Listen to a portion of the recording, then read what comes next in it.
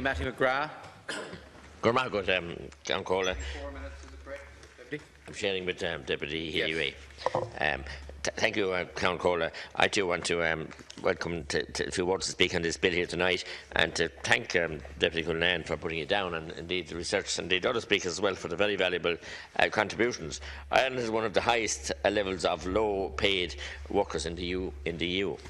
And Ireland has the second highest level of wages inequality in the EU, 15 after Portugal. Those are frightening statistics. And as an employer myself, a long-standing of nearly over 30 years, you know, there's huge differences here and gaps. And while I welcome most parts of the legislation, I'd be very concerned about the SMEs and small business and self-employed and you know, from employers that employ from 1 to 10 on that area especially, and indeed in the rural and agricultural industries, and not all agriculture but small businesses right across. And it's very important that they be protected. So it's very difficult to get a balance between both, and we have to condemn out of hand the treatment by many multinationals and many of our own so-called flagship industries as well, in the food industry and elsewhere, who really, you have to manage a job or else you don't have a job. And I say that from experience and know where people have to work and are really literally expected to work enormous hours and to put up with all kinds of requests at awkward times. And we've listened to different stories by Deputy Daly about that kind of abuse of people that have a 6-hour contract and working over 40. And that's totally unfair. And you can never have a situation, I must never have a situation, where an employee who has a fear of health and safety or a bullying issue or any issue like that, and that are afraid to report it to the line manager or whatever, for fear of losing hours or for fear of recriminations.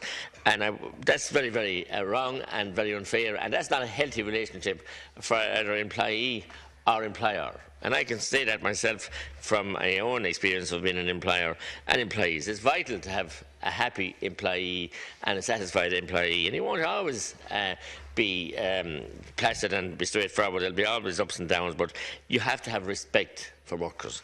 And as I said, it's not in many cases, and the numbers alone that are on, and the more and more people are being pushed on to these contracts, short-term contracts, by big business, and the names have been named here tonight. I don't have to name them again, but many of them don't even bank their money in this country, and we have to examine that, and we have to ensure that it's rectified.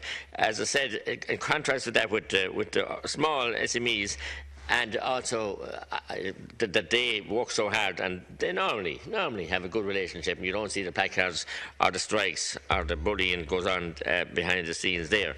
And also, I'd be worried for the part-timers that are involved in rural and agriculture and many other areas as well, like tourism and seasonal work. That the 6 months limit that's in the, well, I welcome it in general, for seasonal workers in the tourism and indeed tourism and, as I said, associated industries that do not have the full-time work, that would be flexible there.